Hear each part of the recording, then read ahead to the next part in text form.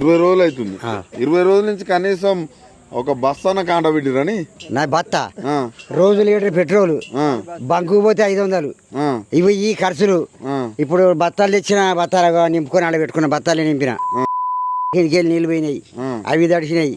ఇప్పుడు మళ్ళీ ఎండపోయాను వాళ్ళు చెప్తాను మన వాళ్ళు. అవి అడ్డు తడిచినాయి, ఇవి తడిచినాయి. రోజు ఖర్చు ఇంటికాడ పనిపోయింది.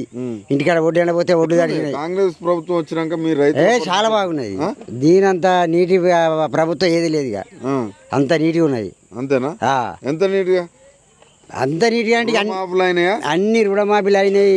మనిషికి ఎకరం కొన్నాం, ఏది వాళ్ళ వాడితోనే రుణమాఫీలతో రుణమాఫీలతో మనిషికి ఎకరం కొన్నాం.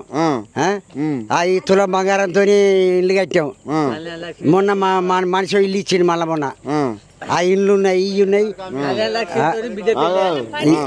ఇప్పుడు మన కళ్యాణ లక్ష్మి ఇది అది పెన్షన్ అవి కొడితే మా ఇద్దరు బిడ్డల పెళ్లిళ్ళు అని మా మనవరాళ్ళయి ఇప్పుడు ఆ పెళ్లిళ్ళు ఒకటి అని.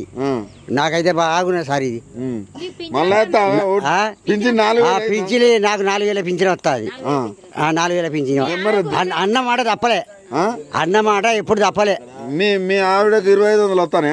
ఎప్పటి నుంచి వస్తాను. ఎప్పటి నుంచి? ఇప్పుడు మూడేనా అవి నిల్వ ఉంటాయి. వాళ్ళు దాచుకుంటారు, అడవులే కదా, వాళ్ళ పైసలు వద్దని పొదుపు చేసుకుంటారు.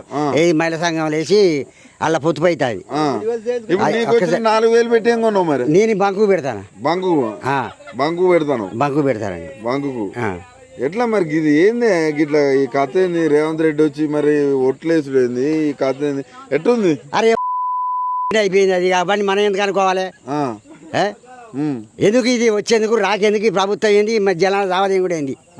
ఎందుకు కాకపోతే మేము గుణం మాకు చేత కాదు అంటే, కాకపోతే యాన్నం అమ్ముకుంటాం అయిపోతే. 20 రోజుల కాంచి అది ఇరుగుడేంది, ఈ చేసుడు ఏంది? రోజుకి 500 ఖర్చు. ఇంటికాడి పనిపోయి పిల్లడిచి పెట్టుకొని ఈడ పంటాను. వానకు రాత్రి వానకి ఎక్కడ పండాలి మేము ఉండాలి. కేసీఆర్ ఉన్నప్పుడు గిట్ల ఎక్కడి చేతులు పిడికిట్ల పట్టుకుంటే సాపర చేయాలని పట్టుకపోయాడు. ఎమ్మడే కాదు చుట్టు తిరిగేది ఏమైంది కాలేదా అని. మార్పు అన్నారు. ఎట్టుంది మార్పు? మంచిగా లేదు.